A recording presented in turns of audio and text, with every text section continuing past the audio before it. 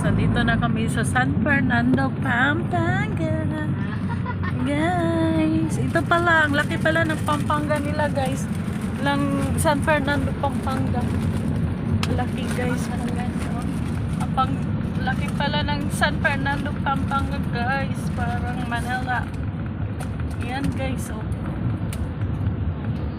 Taga dito kasi yung asawa ng pinsan ko. Kaya pumunta kami dito.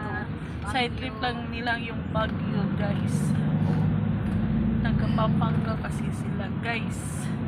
Ayan, nakarating din kami sa ano nila guys, sa lugar nila guys. Ayan. San Fernando, Pampanga, Philippines. Ayan guys. Papunta na kami doon sa bahay nila guys. Dito sa Pampanga.